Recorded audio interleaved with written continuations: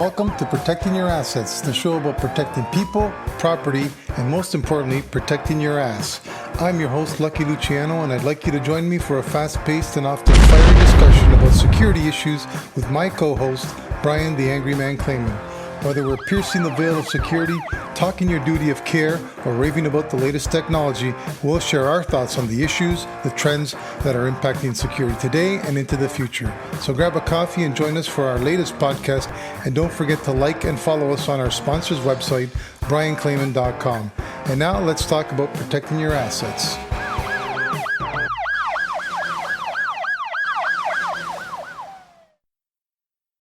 Hello and welcome to Protecting Your Assets. I'm your host, Lucky Luciano Sudoni, and with me is a very angry man, Brian Clayman.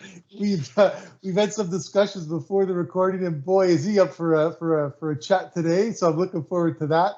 But before we get into that, we're gonna talk about what keeps us up at night, as we usually do, and then we're going to talk a little bit about our topic today, which is really about, is security ready for the 21st century? There's a lot of changes on the horizon that are coming. COVID is we're into the final stretch here. We hope, knock on wood, that we will be back to normal, whatever that is, in a few months. But are we ready for the changes that that's going to bring and everything else that we see around that? But before we get into that, as always, Brian, a little bit about what's keeping you up these days. Well, I think, Luke, full disclosure, I think that Lucky Luciano, I think your luck is going to run out today. We had a fiery pre-podcast meeting. Some of our best stuff. It's really good that we're working remotely and we're not in a room together, because it may have turned out bad, and you are bigger than me, so I probably would have taken the brunt. That said, though, okay, so what's keeping me up at night?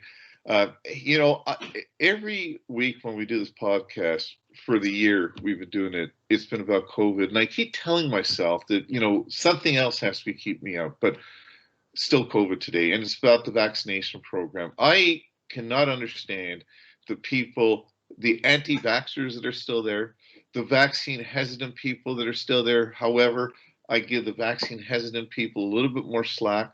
But, I know, and perhaps and most of us may know some anti-vaxxers. I just do not understand the logic when you look at the data. Okay, when you look at where we were, and now that you've got 99%, 99 point something percent of people that are being seriously incapacitated, hospitalized, and dying are people that have not been vaccinated. And then you have where we went from like 4,000 cases a day to we're sub 200 right now, and thank God no deaths today because of the vaccines. Like, what kind of lunacy is it for the anti-vaxxers to say what they say? Based on what logic?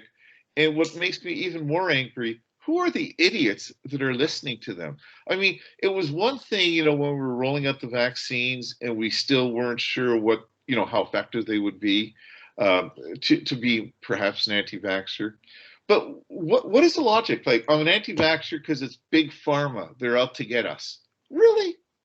If they're out to get us, the fact that my family will probably survive and not succumb to COVID, you can come and get me anytime. Like, it is just lunacy. I was listening to a U.S. TV host, cable TV host yesterday, and he was saying that he met this guy in upstate New York on the weekend, and the guy was a well-educated guy, and this was actually Chris Como from CNN. Who, shame on you. I know. That's why you didn't want to say listen, I'm not a raving liberal, okay, but I like to watch both sides to know what people are doing. But Chris Cole was an interesting guy, and he was saying that he's a very polarizing guy. And this guy he was talking to was a very well-educated guy, who was a professional guy. And the guy said to him, he said, Chris, off the record, okay? I want to ask you this question. He said, on national TV, said off the record. No. He was telling this story on TV about a personal encounter on the weekend. And he said, off the record, Chris, he said, isn't it true that the government is tracking us through the vaccines? Come on. Let me tell you, I just go crazy when I hear that. I don't think that's possible. But even if it is, you're worried about the government tracking you? Do you have a cell phone? Do you use Google Do you understand that there is no privacy on your life? And Google's not going to save your life, and your cell phone's not going to save your life, but the vaccine is. So, first of all, they're not tracking you. And if they were tracking me, and if they could figure out how to put a transmitter into a liquid solution, that'd be amazing. Track me. I don't really care. Do people realize that if you've got your cell phone and you're walking in Toronto and you go into a Starbucks or you go by a house or you go by a restaurant with Wi-Fi, your phone is registering the IEM number at every device location in Canada? And if the intelligence community or the police want to know where you've been with a warrant, they can find out. So you're worried about what's with the don't start with me. Don't say that. You're gonna get people all riled up again about Big Brother watching everything they're doing. But you know what? Who put a gun to your head to get a cell phone? Who put a gun to your head to go on the internet and search porn or go to hate sites? Okay, you do that freely. I'm just saying, then open your friggin' eyes. Okay, the privacy that you think that you don't want to give up through that COVID vaccine, which is just idiocy. You've given it up years ago. Yeah, I agree. Are you done? I'm done. I gotta take a breath. I'm only gonna say, look, I got vaccinated. I'm waiting for my second one. I'm in no hurry, to be honest. I'll get it when I get it. And that's why you and I aren't in the same room. That's right. Well, yeah, you're definitely, like, I'm a little more laid back to my approach. Let's put it that way. But I can understand why people are hesitant. You know, for what it's worth, it's been a disaster in communications. Some people legitimately don't know what to believe, and they're afraid, they're hesitant, whatever the reason is. So it is what it is. So that's all I want to. I don't want it to touch on with COVID, because I'm sick and tired of talking about it. And now that you got people talking about wearing masks long term, I think they're crazy. It's ridiculous. Don't get going. Remember what I did to you before. Yes. Okay. So I'm gonna. What's keeping me up at night these days is the steady barrage of, and granted it's mostly American based, because I watch. Doesn't matter what news channel I watch. Most of it is focused on what's going on in the U.S. Anyway, I watch Al Jazeera. I watch France 24. I watch even CNN once in a while when I feel like listening to some. I knew it. Crap. But what I'm seeing is disturbing to me. The lack of or decay of moral, responsibility or ethics, whatever you want to call it. But this sense that the give a shit factor for everybody. We talked about police officers becoming, sort of ill-responsive to what's going on around them, basically just throwing up their hands and saying, it's just not worth it. If I react, I get in trouble. If I don't react, I get in trouble. And so you start creating this attitude of, it's not worth it, I'm not going to get involved. And so you're starting to see mass resignations out of the US in particular. I don't think Canada's far behind. We typically follow what happens in the US in terms of trends, and I hope I'm wrong on that. But I wouldn't be surprised, because we both know lots of officers in Canada. I don't know any that are happy doing the job anymore, certainly. If they ever were, certainly nowadays they don't like it, and they'd rather retire or be out of the business altogether if they have the opportunity. So I think that we're going to experience that. But the more concerning thing is the changes that I'm seeing in the actual society, the fabric of the people in the community, accepting that. And I'm not saying accepting the police resignation, I'm saying accepting the disrespect that's out there, the disregard for people, just a common decency to say, hey, how are you doing? I was telling you earlier about the video I saw in I think it was Minnesota. It may have been one of those other Democratic states, as they like to point out. But shoplifters basically just walking into stores. Security guards are there, but they're just videotaping this guy as they walk in with a cart, fill it up with stuff, and they walk right back out, and nobody says anything. And what are you telling people out there when you don't react to that kind of stuff, right? That, to me, it's setting a dangerous precedence. And what does that mean for Canadian security going forward, Canadian businesses for that matter? There's a sheriff in the U.S., a African-American sheriff. I forget where, but he's very outspoken. He's a real tough law and order guy, and he's been on he's been on Fox, been on CNN during the Black Lives Matter movement protests, and very opinionated. I agree with a lot of what he says, but he said something that's classic, and to your point, he says, there's a misconception that the police need to be retrained. The police don't need to be retrained. The public needs to be retrained. Retrained. He said, and I agree. He said there's a collapse of moral fabric. He says parents have to teach their kids respect. And if we get respect back in the country, this war we have of police and the public is going to go away, because he's maintaining it's a one-sided war. Now, I'm not saying that law enforcement is without fault, okay? Mm-hmm. But it is really an unfair fight that people think it's acceptable nowadays to pull down statues because I don't like the statue. Cancel culture is okay. I'm going to write in Portland because I think such and such is bad. Your cause may be moral. Your actions aren't. This is not what a civilized society does. I mean, with all the statues being pulled down, both in the States and Canada, I understand the anger, but that's not how you do it. And you know what? If you don't learn the lessons of history, you repeat the lessons of history. I just think people have gone, our society really is at risk, okay? I think it really is a turning point. And I think really the police, and we're going to talk shortly about security, are the canary in the coal mine. I think the fractures you're seeing with the justice system, with the powers that are responsible for order, okay, in society, I think that's just a harbinger of things to come, and it's a bit concerning. And I think it dovetails really well into, is security ready to deal with the challenges of the 21st century? Yep, I agree. It's concerning. That whole statue thing, just because you remove a symbol, whether it's right or wrong, history has shown, to your point, when you don't talk about things, when you pretend that they never happened or that they don't exist, and you don't educate the population, then they forget about it. I was reading, actually, now that you mentioned it, I actually was reading an article either yesterday or the day before, the fact that 70% of graduates don't know what the Battle of Waterloo was, like what it entailed, like significant battles. The other American one, the big battle with Davy Crockett. Oh, Alamo. The Alamo, yeah. 70% of graduates didn't know what the Alamo was. These are American numbers. So that to me says, if you don't know about it, you don't know how to watch out for it. You don't understand what led to those things, right? So it's going to repeat itself because no one's there saying, oh, I remember when that happened. It didn't go so well. We better put a break on it. Instead, we put on these blinders, ignore history, and choose to create one that's fantasy, for lack of a better word, that suits the narrative. And that's just not doing anybody any favors going forward.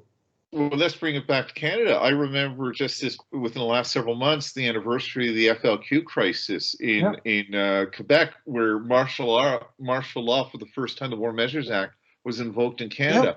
And CBC did a thing, and they went to the University of Ottawa, and they were talking with first and second year students, some of them poli-sci and history students. And they said, tell me about the War Measures Act or the FLQ or the October crisis.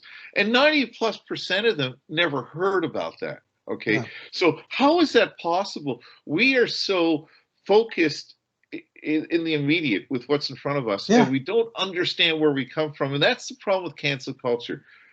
Don't misconstrue what I'm saying right now.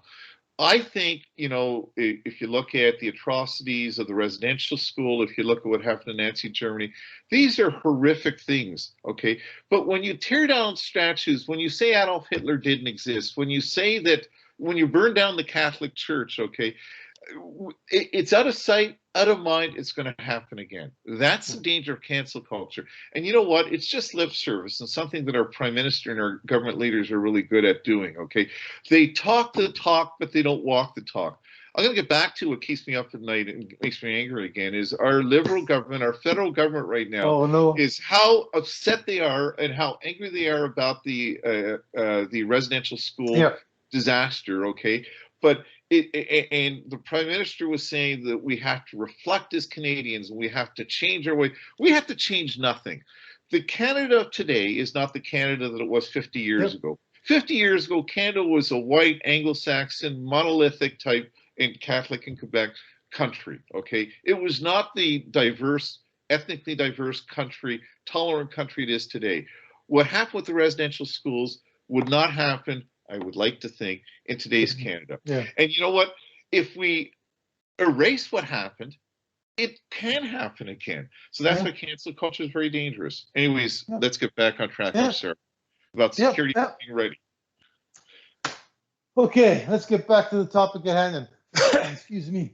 So we talked about the changing dynamics around policing, and we're seeing the results of that, right? Declining numbers, declining attitude or aptitude to engage. And so it's only a matter of time before that starts to come into the private sector, and security needs to deal with those same issues. We have a lot of similarities with law enforcement, I would say. You know, we both wear uniforms, in many states very similar uniforms, but the respect for that uniform is significantly different. Although I would argue the police respect is going down rapidly as a result of all this garbage that's going on. But in a security guard's world, it is significantly different because that uniform arguably, I think, attracts a lot of unneeded or undue disrespect, intentional antagonizing of the officer or the guard who happens to be wearing that. And you see a lot of it. I mean, it was happening a couple of years ago when we were still downtown. You were seeing the regular incidents of people intentionally starting arguments or engaging security with the intent to get something out of them that they can post online, right? They got freaking websites dedicated to pissing off guards and making them look stupid. That's the level of idiocy we have in this world, unfortunately. And so that's not gone away. In fact, I would say it's going to get worse because the situations are getting worse. The economy is, inflation's around the corner. It's already here, but it's going to start spiking, I would say. Homelessness is through the roof. We've seen in Toronto a lot of homeless camps starting to be taken down and apart, and all the political implications that come with that. Well, where do those people go? They're going to end up in buildings. They're going to end up in commercial towers. And so front and center to your security program. So I think it's very important for these guys to have the tools, training, and equipment to be able to deal with that. But are they? And that's the question we're going to talk about today. Well, the police, the way I see it, what's happening to policing in North America and certainly in Canada as well, and I used the term before, canary in the coal mine, it's under incredible stress. And policing in Canada as well as the US are reinventing themselves. And there's a real focus on training, on diversity training, on de-escalation training, on community engagement, community policing. It's evolving to meet the needs of the community, yet it's still not enough. And they put a lot of effort, maybe not enough, but a lot of effort and a lot of money into having the police, at least in Canada, be responsive and part of the community and appreciated by the community. I've said in the past on this podcast, security and policing are similar, but they're not the same. Policing is enforcement, security is protection, but there is an element that is the same. And that element is that, and that's what I'm going to be referring to. It's not the security guard that's sitting at the Coca-Cola bottling plant watching the door and getting you to sign in or sign out, or the guy at the Toronto Library making sure you're not taking a book. There's a lot of security that is like private policing of private property. Private property such as shopping malls that have tens of thousands of people in it, or the PATH system in Toronto that has hundreds of thousands of people in it. And in that respect, the jobs are similar. Is security ready for the challenges of the 21st century? I don't think so. I mean, the police, who are much more trained, and you and I were talking off air, perhaps not trained well enough, but much more trained in dealing with these things, are having trouble. What chance is it that security is going to be able to deal with it? Most guards, and there are exceptions. I mean, there's some incredible security programs out there contracted in-house, but that, I think, is an exception rather than the rule, and for a lot of reasons. And I think it's really that a lot of the consumers of security don't really appreciate the value or the importance of security. But the guards are not trained in diversity, at least not properly. Some of my guard company friends are going to tell me that we train our guards in diversity and in terrorism awareness and all that. But I'm sorry, you know what? A 20-minute online training is not training to me. Like, it's a start, but it's not enough. But I also understand there's a limit of what they can do. They're not funded like the Toronto Police to $1 billion a year. And any training they do is a pass through to the customer, and the customer in most cases isn't willing to fund it. But as a result, I think they're sitting ducks. I think what's going to happen, and I think it's going to happen very soon now that COVID is coming to an end, God willing, and the downtown cores are going to get repopulated. I think security is going to have to be facing all sorts of challenges that they haven't ever had to face, and they're going to be tested, and I don't think they're ready. The other thing is, you said there are groups out there. Just watch YouTube. Look at groups that bait police. Look at groups that are baiting security. Their only raison d'etre is to get in their face and to provoke the police officer, the security guard, to do something stupid, so A, they can make a complaint, or B, they can put it on YouTube. And unless you have the training and the acumen and the abilities to see through it and to be professional, you're going to get sucked in. So I don't think we're ready. I think we have the capability. I think we have the apparatus to get ready, but we're a long way to go. And I think we got to wake up, because I think it's going to hit us really, really hard. Yeah, I agree. We're not ready. I think it's interesting because I think you would agree. I'm going to go out on a ledge and think that you would agree that, for all the bad things that have occurred, or all the negative trends that we see in security, one of them being, there hasn't been this a strive to be better than we've ever been. It seems to have plateaued for a number of years, and we've just sort of remained stagnant. On that aspect, certainly we agree. But I also think that we would agree, or you would agree, that there are good things going on in the industry. I don't know if we have the expertise yet, to your point, the guys who have the education, the knowledge and experience to actually be able to tie all the positive things together to create that stronger program. So what am I talking about? Things like technology. We've never had better CCTV systems. We've never had better analytics at our fingertips. We've never had better equipment for our guards to be able to use to decapacitate people and keep them under control. The policies and procedures are getting better and better, but they're still not quite there. And I think part of the reason for that is the fact that the industry itself does lack expertise, strategic expertise. Let's put it that way. Anybody can, I shouldn't say anybody, but a guard is a different mentality than a supervisor, and certainly a different mentality than the person who's supposed to be leading your strategic program from the top end. That person needs to understand what's going on in society, the whole issues around diversity, the whole issues around inclusivity, all these types of societal issues that ultimately are going to have to be accounted for in your security program. That's what's, I think, missing right now. I don't think the programs are diverse enough or have the vision to consider those things. I think they're still fixated in many respects what goes on within those four corners of their property, which has always been their freaking Achilles heel. They don't insist on looking what's going on across the street, because that eventually is going to come and affect you on your side of the street, right? But hey, as long as that door is closed and inside everything's great, that's good enough for the boss, and that's good enough for me. Well, yeah, and you are right. I do agree with you. To me, the similarity would be that there are pockets of real talented people, really good technology, but like a hockey team and talent, okay, you could have a whole bunch of talented players. If you don't have a coach to bring that talent to work as one in a unified manner, you're not going to succeed. Or another example I like is if you're a fine restaurant, okay, and you have fresh seafood, unless you have fresh ingredients, you can't make the seafood. So so you need the ingredients, but you need the chef to pull it all together. And the problem with the industry is there is no cohesiveness. It is so competitive. Okay, there's no industry association. I know there's ASIS and CNES and different, but with the guarding industry, there's no central body that self-polices, that sets a standard. We have shot, or I'm not in contract security industry, but they have shot themselves in the foot.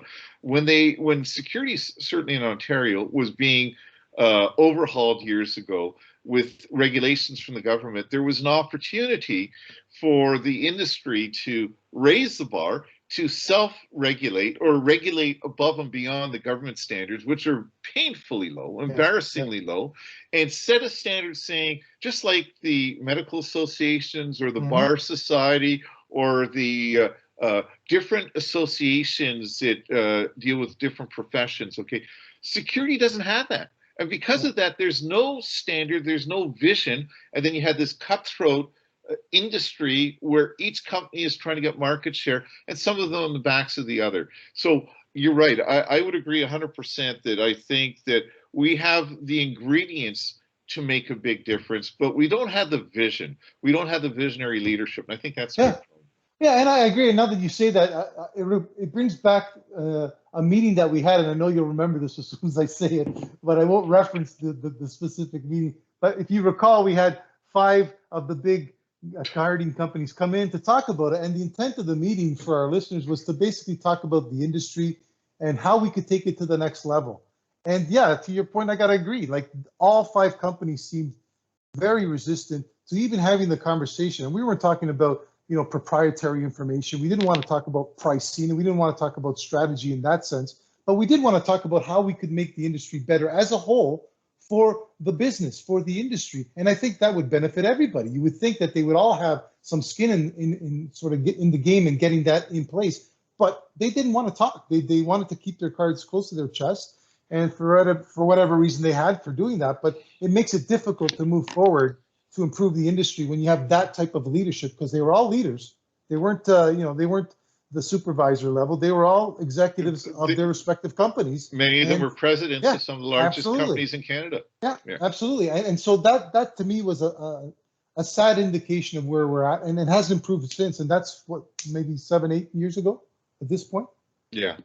Well, like, again, I think a lot of what security is tasked to do is very similar to police. Okay, again, the term private policing, I've always used for security two types of terms: private policing and security. Okay, and private policing are done by security, but it's a lot of the same task. It's patrol, it's responding to calls for service, responding to emergencies, and there's a big element of security that does that. And there's other, which is just security, which is protecting an asset. It might be like a night watchman, or or a bouncer at a club or something of that nature. So I think we're talking about the private policing side here of security. So there's many similarities to public policing. They don't have the authorizations of public police have, but they have a lot of the same responsibilities.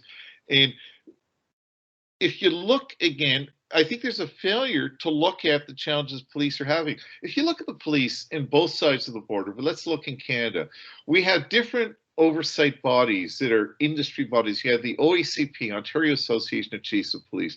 You have the Canadian Association of Chiefs of Police.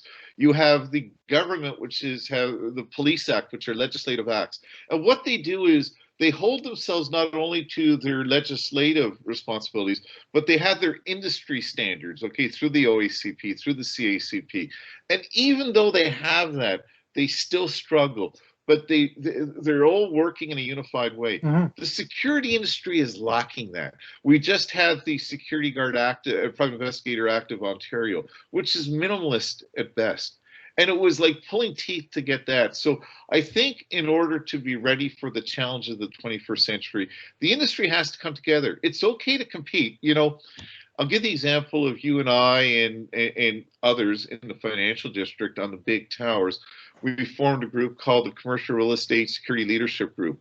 And it was a group of the senior security leaders, as you will recall, representing Brookfield and Cadillac Fairview and GWRA and Oxford and Bentall's in there. Bentall, Ivanhoe, Cambridge. And what we did was we said, okay, you know what?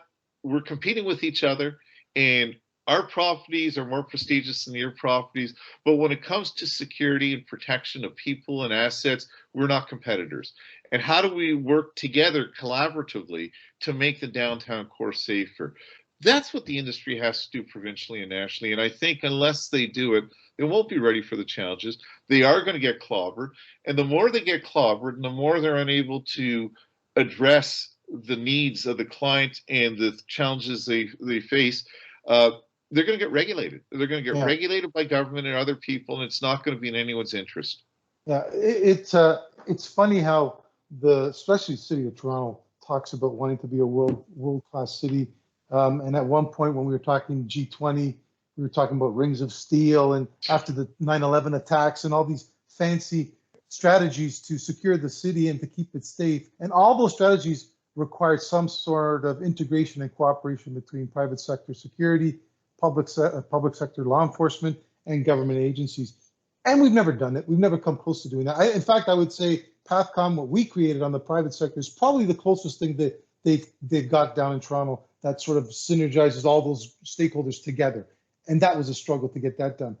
But to your point, when you go to New York, and a city that's suffered multiple black eyes, like significant disasters, 9/11 being the prime example of what we're talking about in terms of threats, a real threat, not a natural occurring threat, but a specific threat, man-made threat where they're coming after you type thing.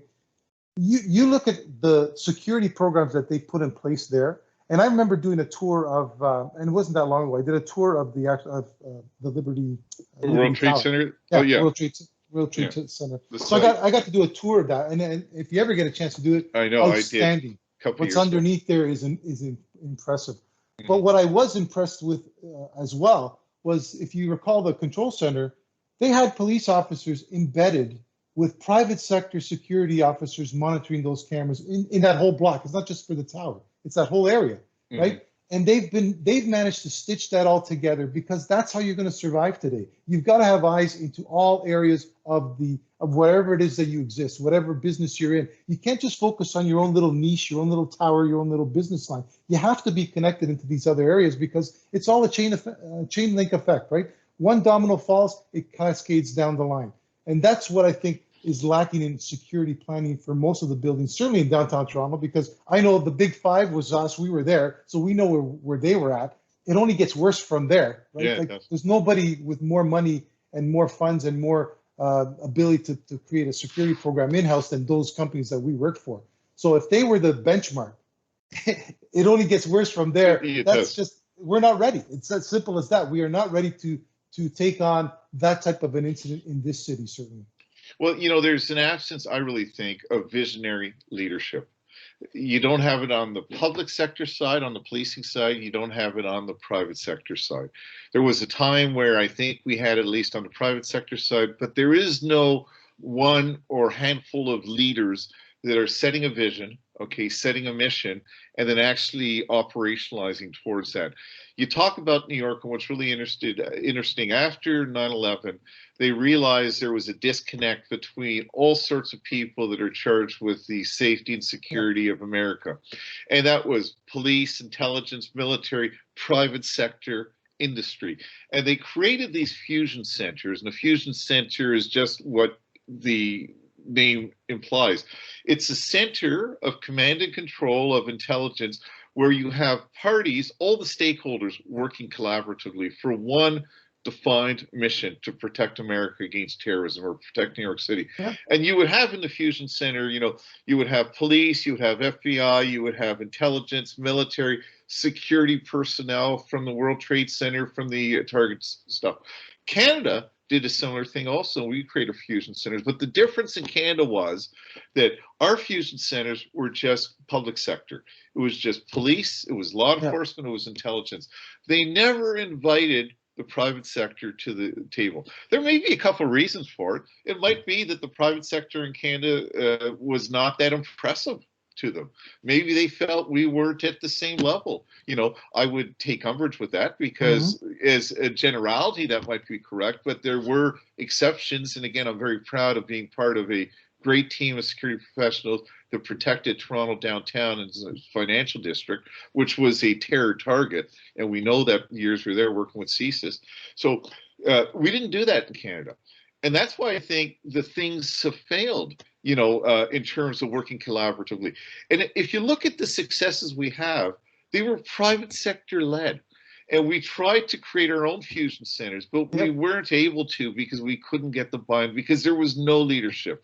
And the challenge on the policing side, or the law enforcement side, is they're on a 3-year, 4-year cycle. And what I mean by that is, everyone, in order to advance their career, needs to get promoted. And the way it usually works in law enforcement, you may be working in one section, you get promoted, a rank up, and they move you to another section. So you, as a general rule, you don't have longevity. You work 3 years in maybe not emergency management. Needles is an exception to that, but 3 years in homicide, and then you go 3 years to fraud. Then you're a victim of that. You worked in intelligence and terrorism. Did a great job. I think you single-handedly saved the country on more than one occasion. And then when your gig was up, they wanted to move you out. So that's the problem. Whereas on the private sector, you know, we, our senior leaders often for 10, 20, 25 years type thing. So we realized that we were willing to take the lead, but we couldn't get any buy-in. And the difference in the States was their nose was truly bloodied.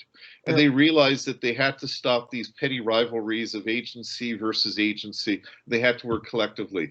I hope it doesn't take the same thing for that to happen here, but I'm worried when I see the challenges of the 21st century. I see the anarchy that seems to be appearing. I see the potential, the polarization of both the American and Canadian society. I see the hatred that's there. If we don't get our stuff together, it's going to be a tough ride. I think ultimately we're going to do it right, but why do we got to get our nose bloodied? We see what's coming down the track. Yeah, I think you hit it on the head when you said leadership, and that's it. All starts there. Like if you don't have the right leaders with the right vision, nothing's going to happen. And I remember the I think it was the commissioner of the NYPD coming to present to us at one of this TAP symposiums we used to have. That's gone away as well. Yes. And that was another great partnership between public and private sectors that's been allowed to die a slow and painful death, which is unfortunate because it brought value. And one of them was bringing in people who've experienced these issues and how they've dealt with it. And in this particular example that I'm referring to is the then new role of what was it, Commissioner of Emergency Response or Director of Emergency Response, New York City, for the city of New York City, and him telling us, and him telling us the story about the fact, I think it was Hurricane Sandy. I can't remember what the incident was. The big hurricane that killed New York City. Yeah. And him standing in one of their fusion centers, listening to the police chief issue demands and the fire chief issue demands and the OEM, their version of the emergency management directorship, issuing their demands, and nobody actually wanting to work with anybody, more concerned about controlling their own little fiefdoms and showing that they had control, and no coordination. And that his position was created out of that. They all reported into him for that reason.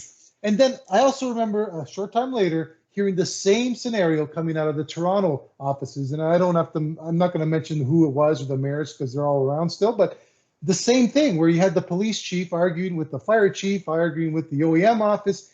And in our case, we never did create that position. To my knowledge, it's still the same today as it was then. So when shit hits the fan, are we going to experience the same thing again? Do we have to go down that road to say maybe we should create that position now? We've already been down that road. We've got the experience behind us. And that was sort of our philosophy with the CRE, the Commercial Real Estate Security Group, Leadership Group, with the G20. Going into the G20, we realized, you know what? Like, we can do it. Each one of us had good programs, but what if we worked collaboratively? And what if we had a collaborative plan? And we did. And the first time in the history of Toronto, and it was part of the planning, we were able to close down the path, in seconds. The path is 26 kilometers, I think. It's hundreds and hundreds of doors. There's no electronic or central system, but because we had a plan and we worked collaboratively, and again, that was private sector led, and the police joined in with us because we had to initiate that. So I'm not saying this because I want kudos for the private sector. We have to look beyond ourselves. We got to look at the greater good, the greater need of the city, of the communities that we police or we secure, and we've got to do the right thing by coming together. And I hate to say it, we still have a long way to go in this city and in this country. Yeah, and the danger, like you say, it's not about giving kudos to ourselves because, say, we built it, we should take credit for it. I make no excuses for that because it was a lot of work. But we say it as an example, right? Presented as an example of what can be achieved with the right people in place, with the right leaders in place.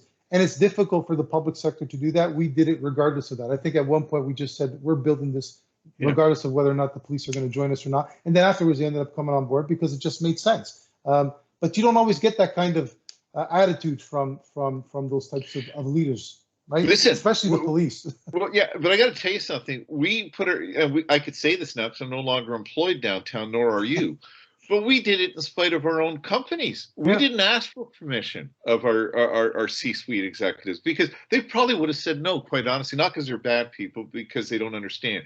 But each of us that was around that table were the senior leader of the security program for the corporations we represented. And we saw it within our mandate to do what we needed to do to protect our organization. And we surmised, and we all agreed, working collaboratively, unlike our marketing guys and our leasing guys that are competing, I wasn't competing with you. If you had a security failure, it was my security failure. If you had a success, it was my success. And we were able to do that. Unfortunately, again, I don't see anyone right now that's on the private side or the public side that could bring people together. And the leaders that existed 5, 6, 7 years ago, they've since gone. I'm thinking of Bill Needles. I'm thinking of Chris Fernandez, Greg Cole. He's still at 52 Division. I'm thinking of you, me, sort of retired or moved on. David Sulston, Terry Chwanek is retired. Moved on, and they, and I'm probably going to get complaints from my colleagues and friends, but I don't see anyone stepping up to fill that void. And it's not that, we were any smarter than anyone else. We were just passionate, Yeah. and we felt so strongly. There's so many smart young practitioners out there, that we wanted to pass the mantle over to. It's there for a private sector leader. It's there for a contract security company to fill that void, to give that leadership. And unless that happens, like I say, we will not be ready for the challenges of the 21st century. Yeah. And it's for the businesses, getting back to business, they need to appreciate that that is required. They can't sit there and, I know some of our stakeholders had those challenges. I won't name the company, but the security practitioner appreciates the fact that, you need to be integrated, you need to be cooperative with your fellow security operations in the town. You can't just look at your own company space. You have to be out there and engaging with others. But it was the company that just continued to have that narrow focus, don't care about that stuff, don't need to know about that stuff. And we want you to just worry about what goes on between our four walls, right? So there is that pushback that businesses, I think, need to be more aware and more cognizant of the fact that just like their businesses changed, right? In the old days, logistics was a short supply chain from the builder down on St. Clair and Dufferin up to Woodbridge where they install the wood. That's your supply chain. But today that wood comes from freaking, BC. It goes over to China to be refinished. So that logistics chain has changed, and they have to change the business approach for that. And likewise, the security program, the security training, all that stuff has changed because they too have been integrated into, or the threats and the risks that exist out there are now intertwined with society. It's no longer just the guy coming in your front door. That guy, something could be happening across the world, the demonstration in Israel, for example, and all of a sudden you've got it on your front door because you house the Israeli consulate, and you've got a bunch of angry Palestinians who want to, demonstrate out front or cause damage. You've got to be prepared for that, and you're not going to be prepared for it by just looking at the front of your nose that stops at the property line. Yeah, it takes vision, it takes leadership, it takes courage, it's like anything else. You can't win the Stanley Cup if you don't have a plan and you don't have a coach. You can't be a fine restaurant if you don't have a master chef, and you can't be a symphony orchestra because all those people are talented, but it's just noise until the conductor brings it together to make music. And that's sort of what's lacking. And right now there's a lot of noise in the industry. There's not beautiful music. They're capable of it. And that's why I get angry so often, because they're capable of it, but we are so myopic and short-sighted. No one is seizing the opportunity.